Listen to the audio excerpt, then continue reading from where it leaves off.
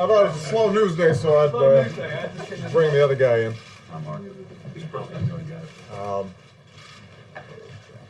Obviously, there's a big debate going on about taxes and about the need to grow the economy and to create jobs.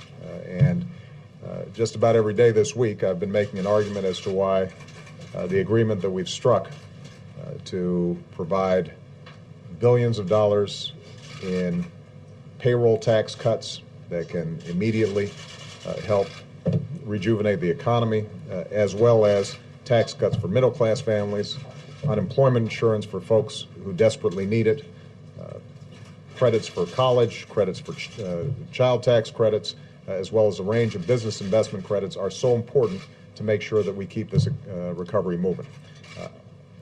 I just had a terrific meeting with the former president, President Bill Clinton, and we just happened to have this as a topic of conversation. And I thought, given the fact that he presided over as good an economy as we've seen in our lifetimes, that it might be useful for him to share some of his thoughts. I'm going to let him speak very briefly, and then I've actually got to go over and do just one more Christmas party. So he may decide he wants to take some questions, but I want to make sure that you guys heard from him directly. Thank you. Thank you. Thank you very much, Mr. President. First of all, I feel awkward being here, and now you're going to leave me all by myself. Let me just say a couple of things. First of all, I still spend about an hour a day trying to study this economy. And I'm not running for anything, and I don't have a political agenda. I tried to figure out what to do. I have reviewed this agreement that the president reached with the Republican leaders. And I want to make full disclosure. You know, I make quite a bit of money now, so the position that the Republicans have urged will personally benefit me. And on its own, I wouldn't support it, because I don't think that my tax cut is the most economically efficient way to get the economy going again. But I don't want to be in the dark about the fact that I will receive the continuation of the tax rates. However, the agreement taken as a whole is, I believe, the best bipartisan agreement we can reach to help the largest number of Americans and to maximize the chances that the economic recovery will accelerate and create more jobs, and to minimize the chances that it will slip back, which is what has happened in other financial collapses, like that's what Japan faced, and something that we have to avoid in America. Why do I say that?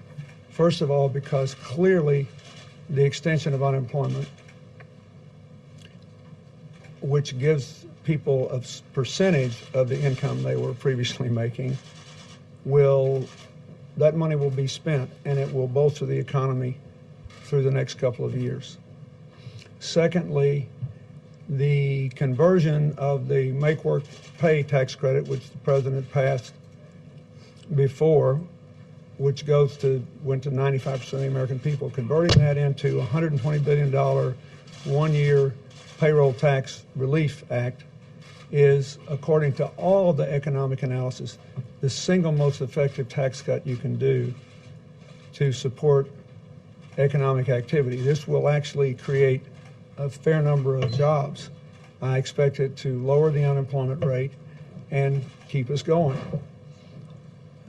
Thirdly, one thing I haven't seen much about in the reports, this agreement will really help America over the long term because it continues the credits for manufacturing jobs related to energy coming in to America. And I'll remind you, just in the last 2 years, there have been 30 high-powered battery factories either opened or presently being built in America, taking us from 2 to 20% of the world's share of that, and we're going to probably be at 40% by 2014. This is a really important thing, bringing manufacturing back to America, because it's a huge multiplier to create new jobs. So, in my opinion, this is a good bill, and I hope that my fellow Democrats will support it. I thank the Republican leaders for agreeing to include things that were important to the president. There's never a perfect bipartisan bill in the eyes of a partisan, and we all see this differently. But I really believe this will be a significant net plus for the country. I also think that in general, a lot of people are heaving a sigh of relief that there's finally been some agreement on something, but don't minimize the impact of the unemployment relief for working families, of the payroll tax relief, and of the continuation of the incentives to grow jobs, which will trigger more credit coming out of the banks. Keep in mind, ultimately, the long-term answer here is to get the $2 trillion, which banks now have in cash reserves, uncommitted loans, out there in the economy again. The $1.8 trillion in corporate treasuries not now being invested out there in the economy again. I think this is a net plus.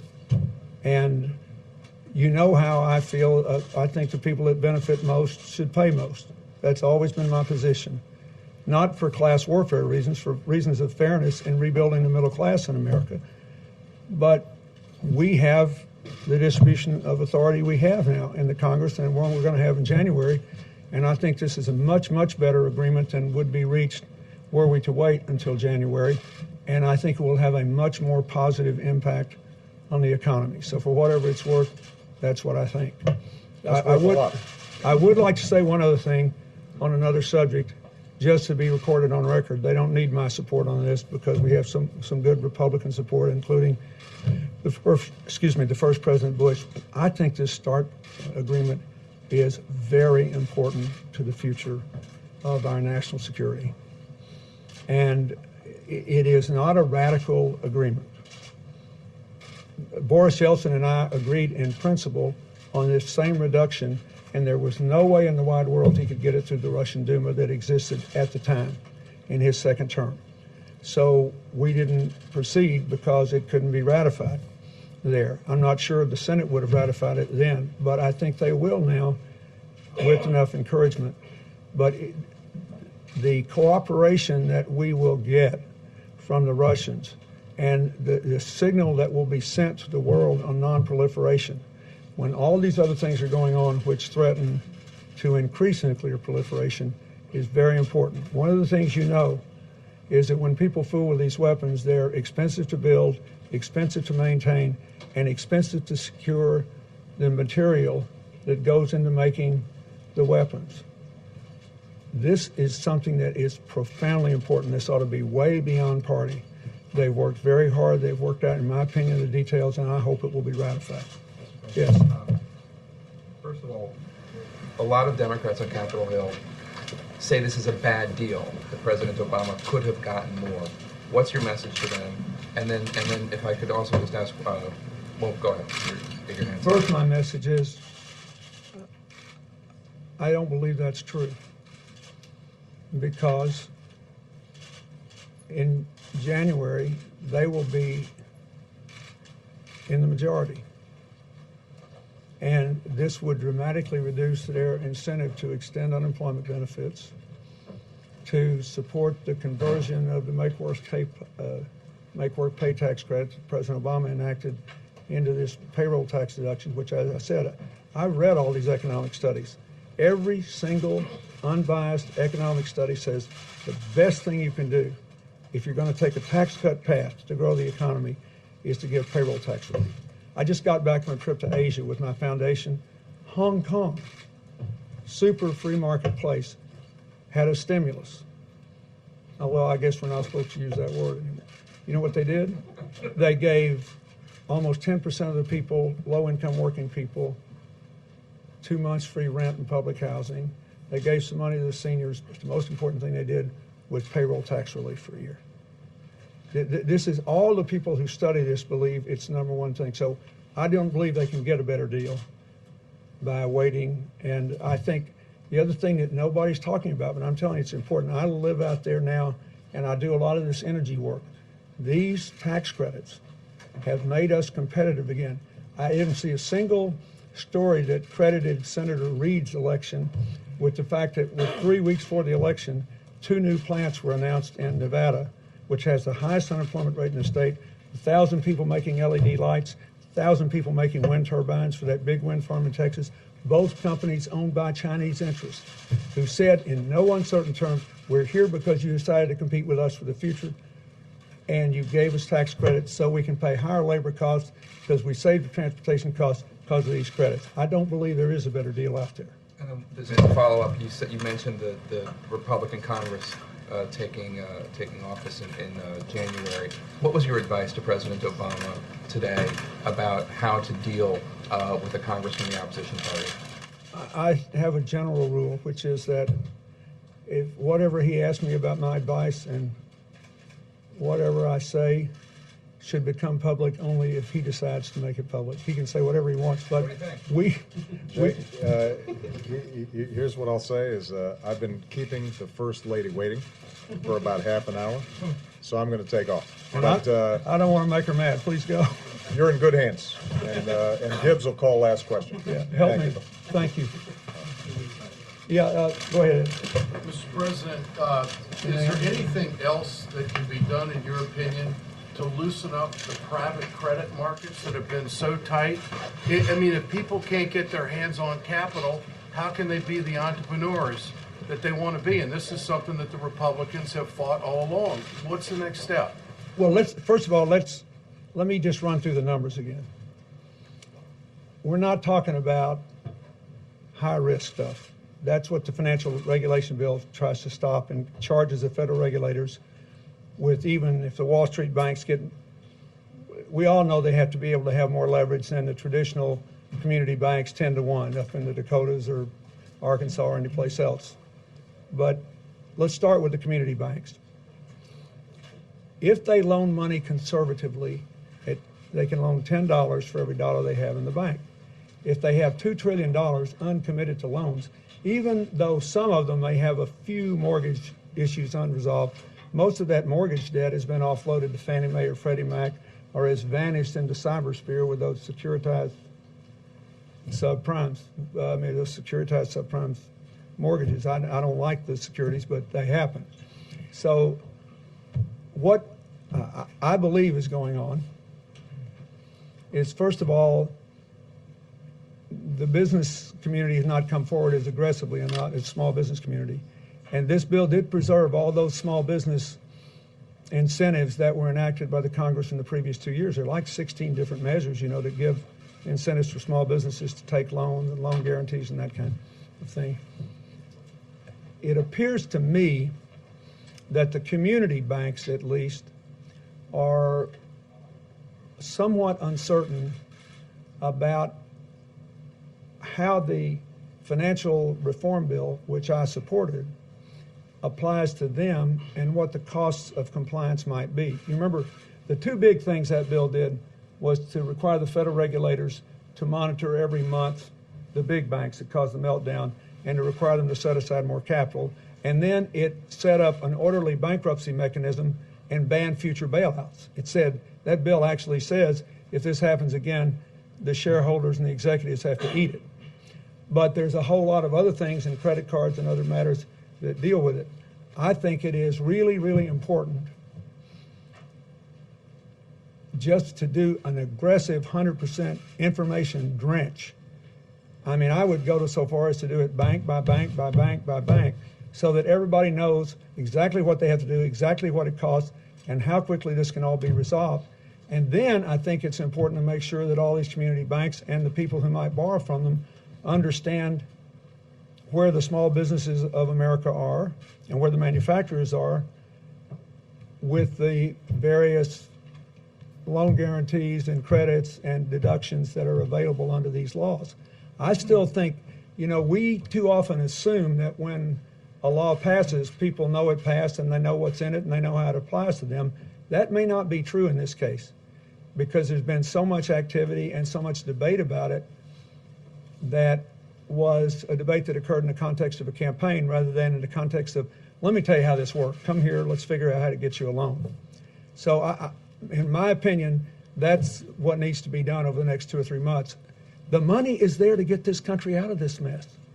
$2 trillion in the bank is $20 trillion in loans. Now, there's not that much guarantee, but there's plenty. And I also believe the same thing with big companies. We should analyze the situation of every company that's got, at a minimum, it's got $1 billion or more in cash, and ask them to be honest with us about what would it take to get you back in the investment business. These companies clearly have a preference for reinvesting in America, or they'd have put this money somewhere else already. They have got, it's an amazing thing, $1.8 trillion in corporate treasuries, 6.2% of their capitalized values. It's been since 1964 that they had those kind of cash balances relative to their value. So those are the things that I think we have to do now. So I can't answer your question except the bankers I talk to in Arkansas, in small places that I visit around where I live in New York, they all say, we know we need to ramp up the activity. We got to get the green light about how we're going to comply with these laws, and then we'll go. And you might be able to actually use your program to do it. You might be able to bring some community bankers on, bring some regulars on, and work through this stuff for people. I just think they don't know yet. Yes? Some of your fellow Democrats are saying that the president just didn't go in and fight hard enough for his core principles, that he caved in. Politically, some say that he should be a one-term president. Has he damaged not only his own political path, but has he let the party down? I don't believe so. I think, I just respectfully disagree about that. I think that a lot of them are hurting now, and I get it. And, I did 133 events for them. I believe the Congress in the last 2 years did a far better job than the American people thought they did, at least the American people that voted in the midterms. And I went to extraordinary efforts to try to explain what I thought had been done in the ways that I thought were most favorable to them. But we had an election. The results are what they are. The numbers will only get worse in January in terms of negotiating. And the president, if we had 5% growth and unemployment was dropping like a rock, maybe you could have a so-called Mexican standoff, and you could say, it'll be you, not me. The voters will hold responsible for raising taxes on middle-class people if they all go down, next year. That is not the circumstance we face. The United States has suffered a severe financial collapse. These things take longer to get over than normal recessions. We must first make sure we keep getting over it. We don't want to slip back down as Japan did. And in order to make it happen over the long run, that's why the question I was just asked is so good, is we have to go beyond direct investments, whether they're stimulus projects or tax cuts, to private growth.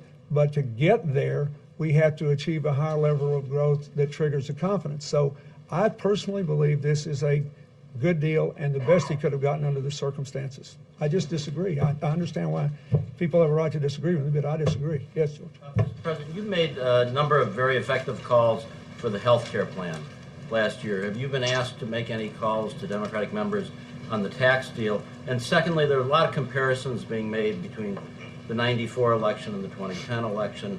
Do you think those are analogous? Are they similar situations in your mind? It's like all these things that all of you will be under enormous pressure to develop a storyline. And there are some parallels and some that are different. And, I'll let you do that. I'm out of politics now, except to say that I care about my country and I want to get this economy going again. And I believe that it is necessary for these parties to work together. And I think, for example, the storyline is how well we work with the Republicans and all that. But, we played political kabuki for a year, had 2 government shutdowns. We can't afford that now. The only reason we could do that is that the deficit was already coming down in a time when interest rates were the problem and the economy was coming out. People just didn't feel it yet in '94. We can't afford that. We have got to pull together, and both sides are going to have to eat some things they don't like, because we cannot afford to have the kind of impasse that we had last time over a long period of time. We don't want to slip back in to a recession. We got to keep this thing going and accelerate its pace. I think this is the best available option. Any Mark? calls? Mr. President, Oh, I'm sorry, George. I have not, but in fairness, as soon as the election was over, I took my foundation trip to Asia. Then I came back. I just got back from the West Coast doing my annual trip out there. The people that support the work I do in my foundation. I flew overnight to get here today, and I have to leave again tonight. If I were asked to, I would be happy to talk to anyone, but I have not been asked. But in fairness, the president didn't have a chance to. He asked me to come down today because he knew I was going to. Hillary and I are appearing before the Brookings Saban Forum on the Middle East tonight. Yes, Mark. Mr. President, I get the feeling that you're happier to be here commenting and giving advice than governing. Oh, I had quite a good time governing. I am happy to be here, I suppose, when the bullets that are fired are unlikely to hit me, unless they're just ricocheting. No, I'm glad to be here because I think the president made a good decision, and because I want my country to do well. And after the '94 election, I said the American people in their infinite wisdom have put us both in the same boat. So we're going to either row or sink. And I want us to row. Give us a Haiti update. What? Can you give us a Haiti update? I know you were there. Yeah. I had a long talk with the Prime Minister today. And he, first of all, has done, I think, a remarkable job of being a loyal Prime Minister, but not being involved in the political imbroglio that's going on, except to try to keep calm. There was a decision made by the Electoral Council to review the vote in its entirety and to ask some outside observers to come in who are not only credible but knowledgeable. And they will announce exactly how they propose to do that. Today was a pretty calm day. And they expect the weekend to be pretty calm. We are going to have our commission meeting next week. We may move it to the Dominican Republic. But I think one of the best thing that we can do for the people of Haiti is to prove that the Haitians on the commission and the donors are still committed to the long-term reconstruction process, whoever gets elected president. The best thing they can do is, everyone understands they had to carry out this election under enormously difficult circumstances. Even getting the ID cards to everybody, as you know, proved difficult because they were in those tented areas. But what I can say is it was calmer today. It appears they are going to try to have a recount procedure, which they hope will acquire more support from across the political spectrum. And meanwhile, we want the commission to keep working. The World Bank just released about $70 billion of the $90 billion in projects we approved 4 months ago. And so that'll go in. We'll be hiring more people immediately in those projects. And we're going to approve a lot more projects on the 14th, and that's my focus now. Yes? Mr. President, I have to ask, do you think your appearance here today will help sway votes where they're needed most right now among House Democrats? And the reason I ask you that is because a lot of them are sort of antsy, and I know you never used the term back in your first term, but they're antsy about the precedent of triangulation. They're still smarting over that. And your appearance here today might not necessarily push them in the direction that the president wants them to be pushed. But I would like to, I told President Obama, and I'll tell you, you ought to go back and read a lecture that Franklin Roosevelt gave in 1926, before he was the vice presidential nominee, before he came down with polio, to his old alma mater at Choate, in which he discussed the dilemma of the progressive movement in American politics. I have an enormous amount of respect for the Democrats in the House, and I've already told you I regret that so many of them lost. I think some of our best people lost, and I get where they're coming from. I can only tell you that my economic analysis is that given all the alternatives that I can imagine actually becoming law, this is the best economic result for America. And I think it is enormous relief for America to think that both parties might vote for something. anything that they could both agree on.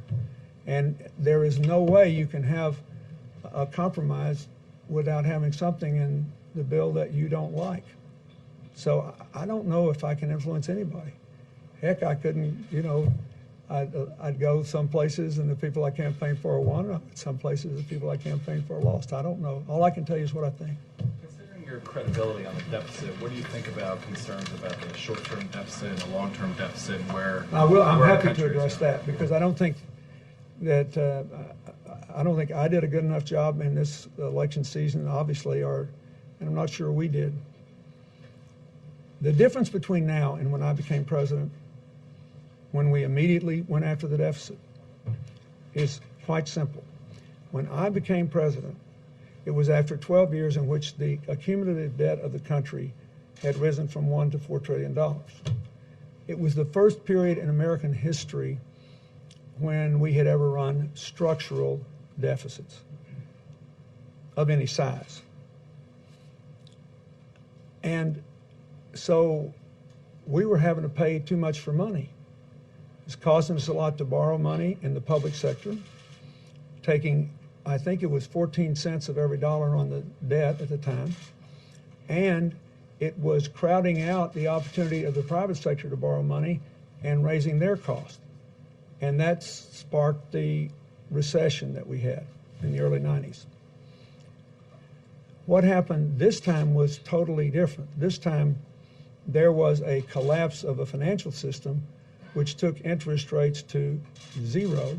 Now I know there's a lot of alarm now. People say, oh, the interest rates went up on bonded indebtedness in the last couple of days, and they say, oh, is it because of the increase in the agreement increasing the deficit in the short term? Is it because of the economy growing? That doesn't bother me. We have to get out of deflation. The biggest problem we have now is deflation. So, look, I'm a Depression-era kid. I don't like deficits ever, really.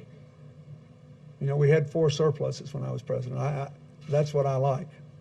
I like balanced budgets and surpluses when you have growth. But if I were in office now, I would have done what the president has done. You have to first put the brakes on a contracting economy, and then you have to somehow hold it together until growth resumes. When growth resumes, you have to have interest rates higher than zero. So you should actually, now, if they get too high, you'll be alarmed, but you should be encouraged that interest rates are beginning to creep up again. It's a sign of a healthy economy and the idea that there would be competition for money. I do believe that we'll have to take aggressive and disciplined action to eliminate the structural deficit again. And I think it was a mistake to go back to structural deficits. I think if America were out of debt on a normal basis and we didn't have to borrow money from our major trading partners, we would have more economic freedom and economic security. So I want to see what comes out of this, but I expect to support some very vigorous actions to eliminate the deficit and get us back to balance. Yes, one more. I got to get out of here. Go ahead. Thank you, Mr. President. Beyond this pending tax deal, there are enormous issues of importance that are unfinished, from education to energy, the deficit, and this is still a very divided country. Do you think the American people want a president to compromise with the opposing party, and is that a message that you think Democrats are going to have to accept? Yes, but I also believe that it's a message Republicans are going to have to accept. Keep in mind, to me, the really interesting thing is that a lot of the hardcore conservatives think the Republicans gave too much. Read Charles Krauthammer's column in the Post today. He's a brilliant man, and he pointed out that they got the device of tax cuts, but most of them were targeted to middle-class working people. That's what the payroll tax cut is. That the unemployment benefits were extended, which some of them did not want to do, and that the American people, by 2 to 1, support them both. So there are some conservatives who don't believe in the economic theory I just advanced to you, who believe that the president and the Democrats got more out of this than the Republicans did. So I think that's healthy too, because everybody's got to give a little. Yes, I think the one thing that has always happens when you have divided government is that people no longer see principled compromise as weakness. This system was set up to promote principled compromise. It is an ethical thing to do. In a democracy where no one is a dictator, we would all be at each other's throats all the time, and we would be in a state of constant paralysis if once power is divided, there is no compromise. What's the political fight worth having? What would you tell Democrats the political Well, fight worth having? I think right it now? was worth. I think it's worth fighting against the repeal of the health care law. I would be in favor, and I can give you 4 or 5 things off the top of my head I think should be done to improve it. I think it's worth a ferocious fight to avoid repeal of the student loan reform, which I believe is the best chance we've got to take America back to number 1 from number 9 in the percentage of adults in the world with 4-year college degrees. I think it's worth fighting against repeal of the financial reform and the assurance it gives us that we won't have another meltdown, and if we do, there won't be another bailout. I think there are a lot of fights worth having, and I presume the Republicans want to fight those too, since they ran on that. And they'll be able to have these differences. But this holds the promise that after the fights are over, we'll be able to find principled compromises on those areas as well. And to me, that's worth doing. But first, the economy first. We can't go back into a recession. We have to keep crawling out of this mess we're in. And this is a good first step, both on the substantive merits and on the psychological relief it gives to the American people in general and the small business people and community bankers and others who can start doing things that will help get better in particular. Thank you.